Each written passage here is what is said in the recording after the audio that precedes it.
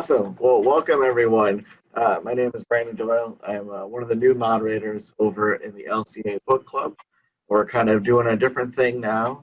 Each month we're taking 2 weeks and we're voting on nominating books and voting on what we want to read the following month. And then during that month we are nominating one person or a group of people to lead the discussion. This month, Joe was so kind enough to share some discussion questions with us that we've been using in the group and kind of facilitating some good conversation over there. So if you're interested in that, certainly join the group, sign up over there.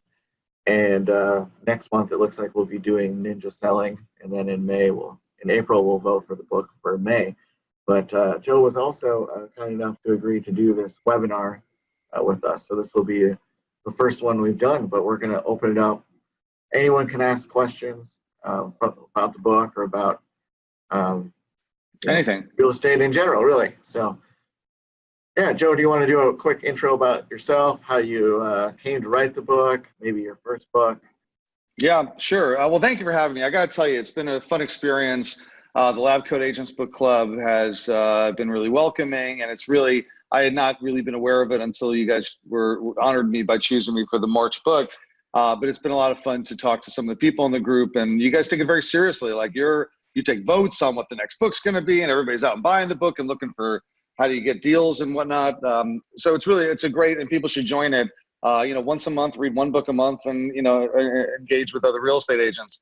My new book, here are my 2 books. I wrote this book about last year, Disruptors, Discounters, and Doubters, and that was about what the real estate industry needs to do to respond to the challenges that we're facing out there. That my basic theory, my philosophy that really animates both books is this idea that if the real estate industry is in trouble and real estate agents are in trouble, and if we're threatened from the outside, where it comes from is that we have not done enough to improve the consumer experience of buying or selling a home. That if you don't make the experience better, if you don't provide amazing experiences to the consumers that use you, you leave yourself open to these kind of disruptive impacts. And so my first book about disruption generally was really about what the industry needs to do, which it needs to raise its game, provide better experiences.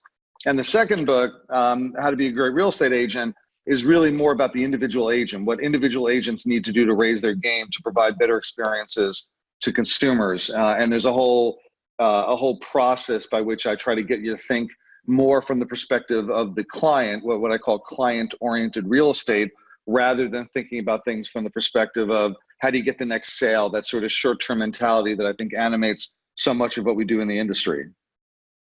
Awesome. So there's a ton of books out there. What kind of inspired you to write your own?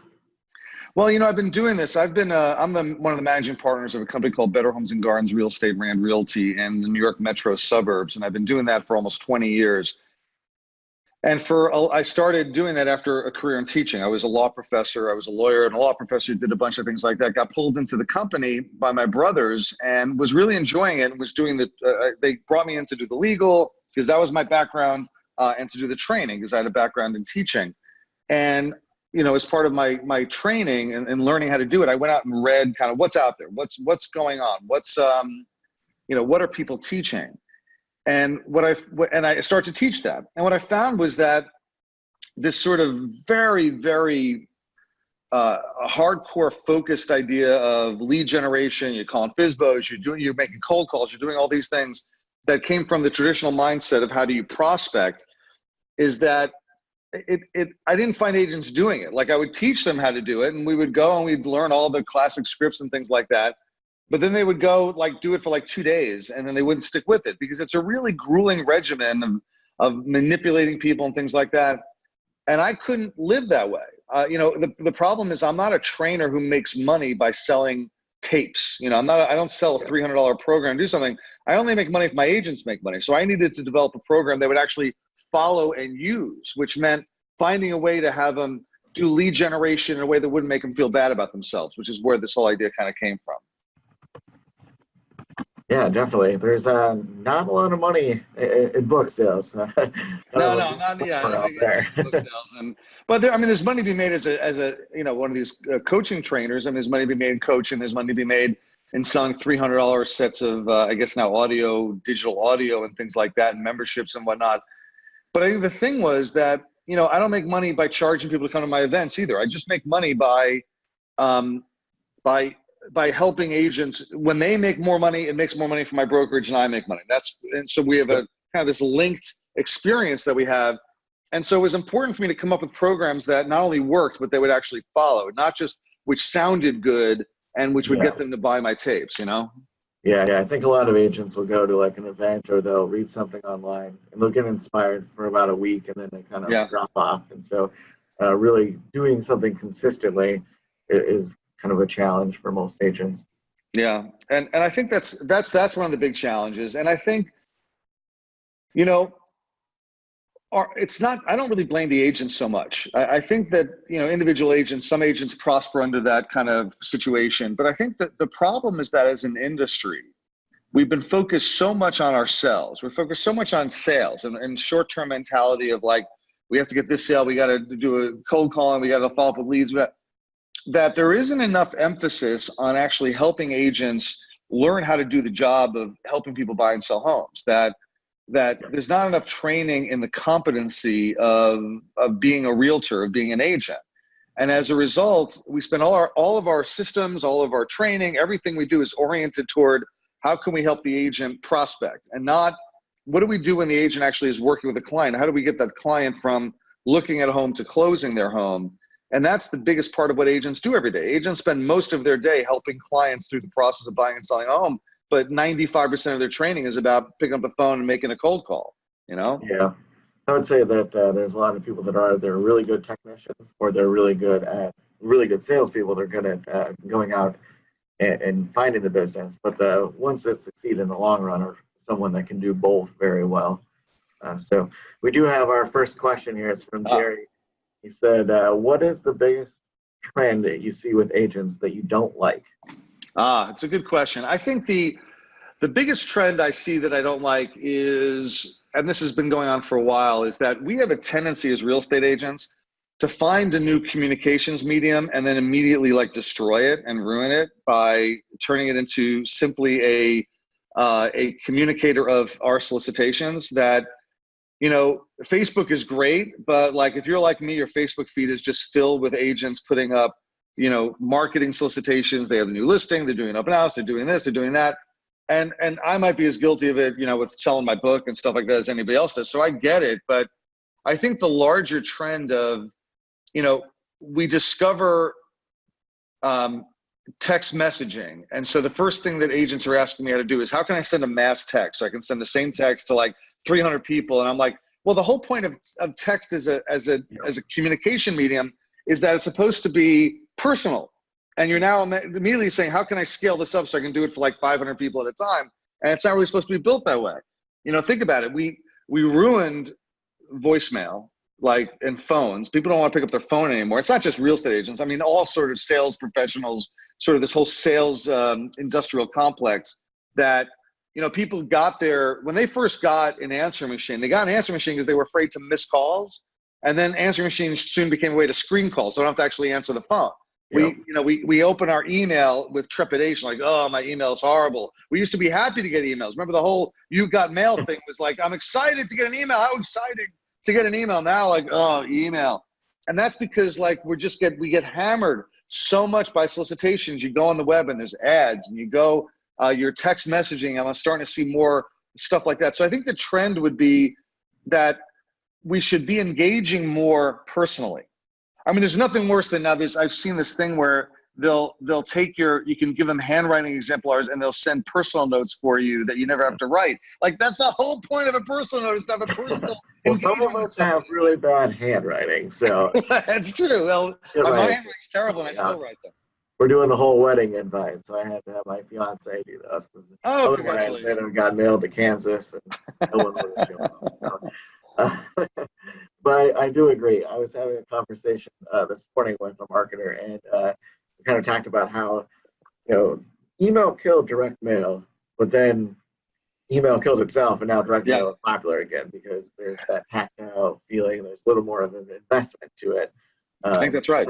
personal effort really goes a long way with connecting with people. So Yeah, I mean, we have a program in my company, and I encourage people. One of the things I encourage in the book is that, you can build a sphere, say, your personal connection sphere.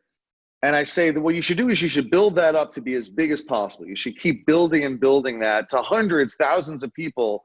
Everybody you meet who's not a realtor that you have any kind of connection with, put them into a marketing database.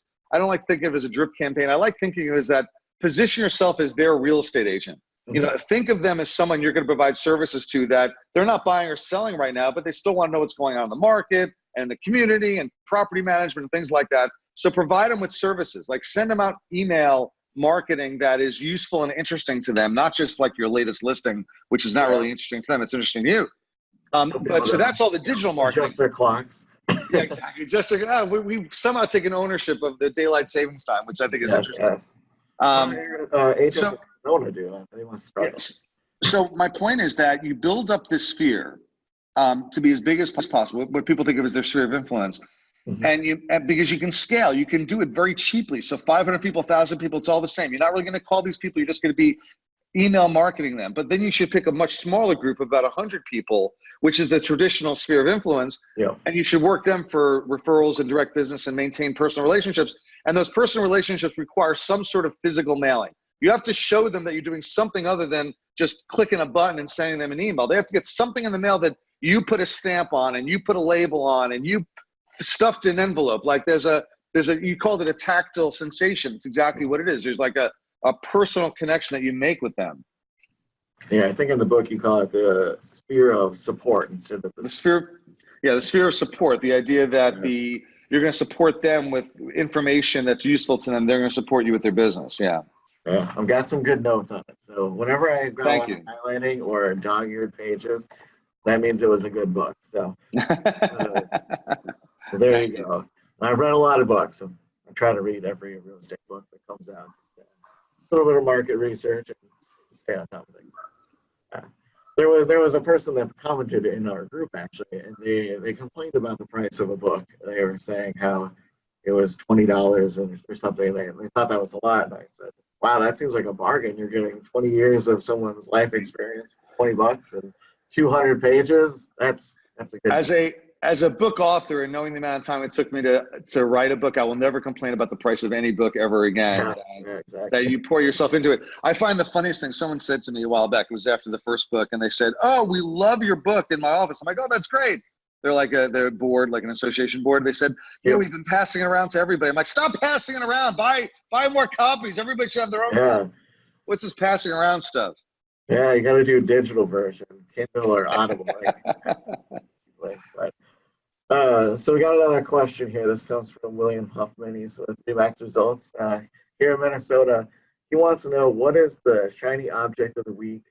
What are you hearing people talk about that was not here 6 months ago and won't be here in 6 months? So multi-point question. That's tough. Shiny object of the week. It's tough to think of like what right now is the thing. I mean, the shiny object of the week right now is the iBuyer programs, but I think they'll be around. I don't think they're going away. I just think that they're probably getting more hype and people are more worried about how big a split of the market they're going to get. So I would say in the context of people saying they're going to be 50% of the market in a couple of years, stuff like that, I think that's overstated. So the extent to which that, you're just trying to get into what's overhyped and what's not. I think that besides that, I think anything that tries to get you to spend money in ways that you're going to be marketing to people doing things that are interesting to you and not interesting to them. And I'm not sure what that might be, but like I see so many marketing tools that are out there that are designed to just simply do naked self-promotion rather than bring something to the table. I have this concept called the bottle of wine that, when you get invited to somebody's house, you bring a bottle of wine, you bring some flowers, you bring a cake. And I just sort of expand that to any social interaction you have with somebody. You should bring something to the interchange, that not just your own naked self-ambition that what can you do for me, but it's here, I'm bringing something to this. So when, I like direct mail that like, here's something interesting. Here's a market report that you might find interesting, or, a direct mail piece that, gives them news as opposed to just simply, here's my recent listing, which is not in your price range and not in your market, and why would you care about it? I think there's a lot of I mean, listen, years ago, the shiny stuff, remember, everybody was into blogging for a while, like everyone was going to blog, and then everybody was going to create a Facebook business page, and like those things are not really, people use their Facebook business pages to promote themselves, not necessarily to I think I will say this, I think something that's really, really good is groups like LCI. I think Lab Coat Agents, that I think that groups are better than pages. I like groups as a way of creating discourse among people. I keep a group that, not on real estate, but I have a little community group that I keep for where I live. It's got about 3,000 people in a town of 6,000 people. Oh, wow. We've got 3,000 people that we talk about, like, what's going on in our little community and stuff like that. And I think that, if I were to say to an agent, if you really want to try to build a farm, the first thing you should do is create a Facebook group about that area and start inviting people that live in the area to join, and like talk about, hey, when's garbage collection this week? Does anybody know a good babysitter? Stuff like that. That's where you can really, orient yourself as being somebody involved in that community. I mean, that's what Nextdoor saw that opportunity, and that's how they created their product. So, William, though, he definitely lives by that model. He was over at my house recently, and he brought whiskey. So there you go. I don't know if he said ahead of time. Well, whiskey's always welcome, or if he's just a good guy like that. But William, I appreciate it. It's half gone. Yeah, thank you, William, for the question. And you'll have to come back over. Jerry, thank you, Jerry, for the question as well. Back to the iBuyers. Are they prevalent in your market? I know you're on the East Coast, correct? No, we haven't seen them. I'm assuming they'll get here. They're really mostly in the Southwest. They seem to be starting, which makes sense, in markets where you have a lot more, I would say, modern tract housing, which is probably easier in their models to be able to value more precisely. That, a subdivision of 300 homes that were built 12 years ago that are basically all along, 4 or 5 different model lines is probably easier than, going to New York, which has been, the construction. I live in a 130-year-old house, and the house next to me was built 20 years ago, and the different sizes, different styles, a lot harder to do that kind of calculation. Are you seeing it where you are? Yeah, so, obviously big in Arizona. Now it's just rolling out here in the Minneapolis market. Open Door is kind of gaining some steam, and there are agents that are concerned, and then there's others that are completely oblivious to it. So we had been on an appointment recently, and the agent had interviewed 3 different people, or the seller had interviewed 3 different people, and she had already gotten an offer from Open Door. So she knew all the comps as well, happy with the price they were offering her. So she brought us in, and so one of the agents went on the offense, and she told us this after the fact. And was insulting Open Door and basically just saying how they're predatory, yada yada. The second agent had no idea who they were whatsoever. And when we went in, I said, this is a trend I've been following for years. They're just kind of coming to the market, and explain that yes, there is times when that might make sense for the right person. However, do you really want someone representing themselves as a buyer and that is not a fiduciary to you? Homes are selling quickly. I think we can net you more money and kind of alleviate some of these pain points that she identified, which was she was concerned with the showings. She was concerned with what happens with contingencies. So we were able to talk through that. And I think if it wasn't for that question and our being able to speak intelligently about the situation, that we probably wouldn't have gotten the listing, because prior to that point in the presentation, it didn't really feel like we had built a lot of rapport. That opened it up for you. That's interesting. I think the way to deal, first of all, I think that what I find interesting about the iBuyer program is that it's not that hard to replicate. It's, think about what an iBuyer program is. It's basically an AVM front end where if they trust enough in the AVM, they can to be able to use that for making an offer. And then the back end is just a lot of money, a lot of funders who are willing to put the money in to buy the homes. Well, it's not to say those things are easy. Open Door, I think, is way ahead of the pack in doing that, but it's also not impossible. It's not like there's all that much secret sauce to it.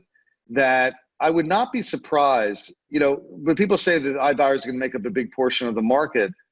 I think what will happen is I think there'll be a real fragmented market where there'll be a lot of people, an agent will be able to go in and say, we have two ways we can go. We can go the quick way, which will sell in 3 days. And here's the offer that you can, if you want to sell in 3 days, you can sell for this amount.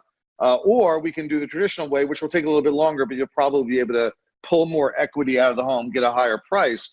And I think where iBuyer programs are going to land is that they're going to be good for people who have exigent reasons to be able to move quickly, that they're getting divorced, there's an estate sale, they have to move really quickly for a transfer or something like that.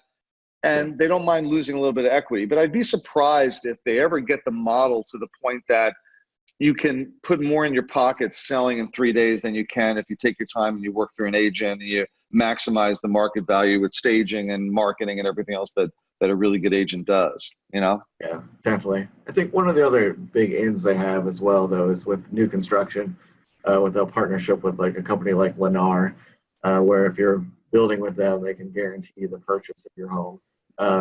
And that's subsidizing and packaging, of course. So everything is going to be tied to using their lender, their title.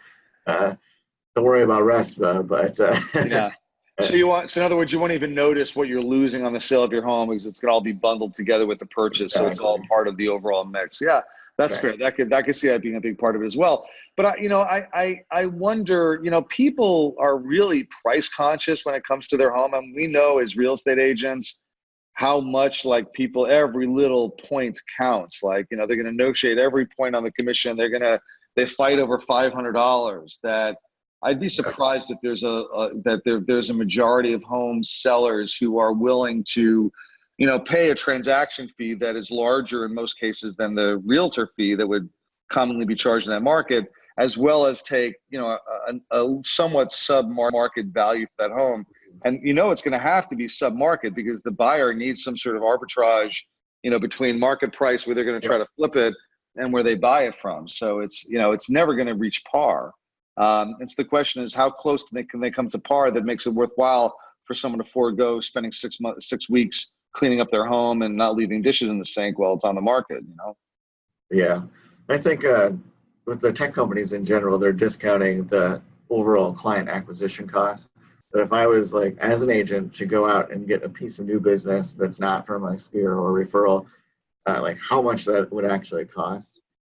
And I don't think they fully understand that because they've got, Wall Street money and they're able to just go crazy and they're trying to prove their model. But in the long run, I think that's going to be a place where they really struggle. And they just don't have the level of trust that an agent has with their sphere. So we're in a kind of a weird, someone asked what's the shiny new thing. That was the question we got from William Huffman before. And I was thinking about it now, like one of the shiny things is like big gobs of money that are being given to you've seen Compass is at a huge valuation. We saw a lot of money go into with not VC money, but Redfin. We've seen lots of VC money with Open Door and some of the other competitors, Knock and things like that. All these models are being propped up to some extent by, they don't have to make a profit. They're all about expansion. They're all about growth right now. And they have lots of money to throw around. And, at some point that's going to end. I mean, the shiny money, the shiny bauble, which is a big pile of cash in like a sack with dollar signs on it, like, that you carry like a Monopoly, that at some point that's going to go away. And then the question is going to be, have they built enough of a beachhead to be able to have, market strength after being propped up? I mean, I run a brokerage and I know that brokerage margins are not enormous. And so the question is, when all is said and done, are companies that are being funded now by VC money, they're going to be able to show profit margins that are going to justify their valuations once they're no longer in, don't worry about profits, just keep expanding mode, Yeah, exactly. What are you seeing on the brokerage side then for commission compression? Obviously, I'm on the agent side, so I kind of feel it there, but are you just seeing that across the board, or are you needing to restructure kind of the economics? Or Yeah, I think the story you're asking in terms of broker, like company dollar versus agent dollar? Well, that and just in general, if the average commission amount per transaction is. Well, I mean, you think about what's happened to brokers in the last, say, 25 years, is that two things have happened that are probably where are the trends going? The trends are that commission rates have gone down and commission rates have gone down, splits have gone up. So what used to be the company dollar has gotten compressed on both sides. You're getting less on the top line because the commission dollar is going down, and then you're getting less on the bottom line because the agent dollar is going up. And brokers have had to adapt. And I think they largely have. I mean, the challenge for the most disruptive thing that's happened to brokers in the last 25 years has nothing to do with any of the VC money going into it's all, Keller Williams was the most disruptive thing that happened. The Keller Williams cap company dollar model that put huge pressure on, a very aggressive recruiting model coupled with, very, very, set up to be these splits that were set up to be capped and whatnot, put a lot of pressure on brokers. And even what we think of as traditional brokers, now have, commission models that are very competitive with that.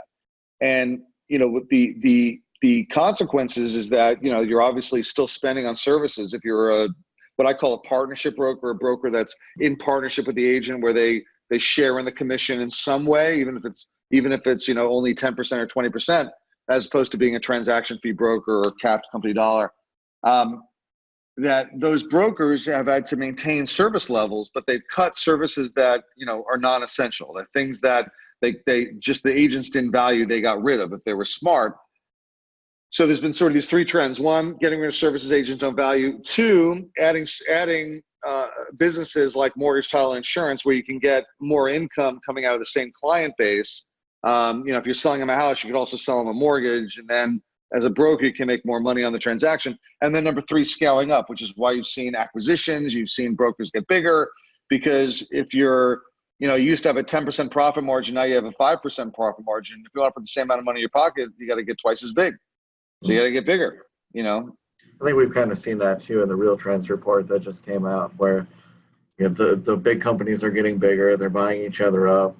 And then they're listing at the bottom of the report there, they showed like all the companies that they're affiliated services and what percentage of the market they're capturing, with Home Services of America being right at the top there, where they're capturing on all fronts. So very interesting. And I've seen, and I think brokers really struggle with that. I think that, 20 years ago, the brokerage affiliate businesses were not nearly as advanced. I know we went through growing pains with our affiliate business, with our mortgage and our title company, until we basically figured out that the way to make them successful is to stop thinking of them as affiliate businesses and just start thinking of them as businesses and put people in charge of them who ran them full time and earn the business, don't just expect the business. And that's what a lot of brokers had a problem with. And I think the other reason brokers struggled is that they had to adapt for a lot of the services they provided were not valued by their agents, and they had to get rid of them.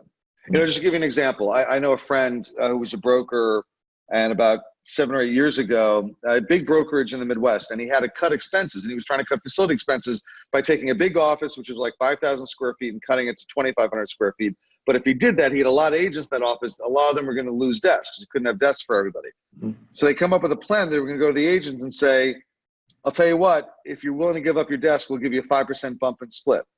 And they projected that about 20% of the agents would take the deal. And so they presented the deal, 5% bump and split to give up your desk. 80% of the agents took the deal. Wow. And what the broker realized, he said, I've heard for my whole career, these agents, they all wanted their own desk. But when they were given a choice, it's much cheaper for me to give them a 5% bump and split and get rid of half my occupancy costs. So it worked out for him. It worked out for the agents. It worked out for everybody except the landlord. But who gives a damn about the landlord? I'd much rather give the agents more money, quite honestly. Of course, I want to give the agents more money because that makes me more competitive in the market. I want to make a little bit of money for myself, but the more I can cut expenses, the better. And that's what we try to do in my company. And it's what I think smart brokers are doing around the country. So to answer your question, how are they adapting? They're adapting by cutting expenses, getting bigger, and adding services like affiliate businesses. Makes sense. What are your thoughts on the virtual brokerages then, from both a legal standpoint, with your background as well? Yeah, because I'm a lawyer. Yeah, I'm a recovering lawyer. Virtual brokers, the legal issue as you described it is the extent to which you can exercise supervision over people that you don't have any you're not seeing them in any way. I think that's not going to be a problem because supervision, I mean, I've got, 1,200 agents work at my company. They work out of offices, but the supervision goes on. You can supervise people over the phone. You can supervise people on, through, most of my interaction with agents is on email now anyway, more than person-to-person contact. So I don't see that as a problem. I will say this about the virtual brokerages, that anything that establishes the model that you can cut expenses and agents will adapt, I think is good for all of us. That, I'm not wedded to having offices. If I could get rid of offices, I would get rid of them in a second. My model, a lot of overhead. It's a lot of overhead. It's the biggest overhead. The biggest overhead is the more offices I have, it means an admin, it means a weekend admin, it means a full-time manager. I mean, my model is very intensive for services based on the location. But if I had half the locations, I would have a much lower overhead.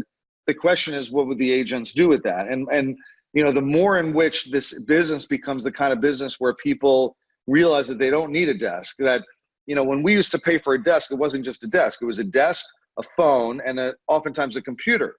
Now it's really just a desk because they don't need a phone. They're not going to use my phone, and they don't need the computer. They have their own laptop. So the question is, at what point do we just get rid of the desk entirely and then get rid of the office entirely? The extent to which EXP and other companies are establishing the idea that agents should not expect, as part of the fundamental value proposition of a brokerage, to have actually actual physical space is, I think, a good thing. Yeah, It's a good thing for the industry. It makes it easier for me. If everybody else gets rid of their offices, I can get rid of my offices, and then less money for landlords, more money for agents and brokers. Assuming we can still provide the services that we need to provide to our clients, all right? so other than your own book, what are your favorite books right now? What would you recommend to the group? Oh my God, you didn't prep me on that. I don't know what the hell I'm reading right now. You know what? I'm gonna literally pull up my Kindle app just to see what I've had up on the Kindle app, just because it's always tough to think of that on last minute. I will tell you the book that I've been using a lot of. There's a book that I forget what it's called. Something about the Beatles. I'm a big Beatles fan, and they tell the story in detail of every song ever recorded by the Beatles. And so I've been reading. I listen to one song every night, and I read the story about that song, and that's how I go to bed. Let's see what I got here. What's down here so that I can actually talk about? You know what actually is top of my list, Brandon? I got right here. Can you see it? Where's my screen? There it is. What's right up there? What's right? The Real Estate Marketing Playbook. How about that? That's totally spontaneous. Yeah, I bought that because I know you wrote it. I've been trying to read. This is something I reread recently. Danny Meyer's Setting the Table. This way. Danny Meyer's Setting the Table, which is a really, really good book about hospitality and what we can learn from hospitality. You can see I'm reading a Stephen King book called The Outsider. But I love the Danny Meyer book. I love the scanning through the last sort of big. I thought Conversion Code. If you're a real estate agent, you've not read Conversion Code, you have to read it. Has that been on your book list yet? Oh yeah, I think that's a terrific book. But it's always worth a revisit. I really like Ninja Selling. I had read that after writing our first book, and I was like, wow, this is the book we should have wrote. One of the reasons that I'm only starting to read, I only really got my new book out like 2 months ago.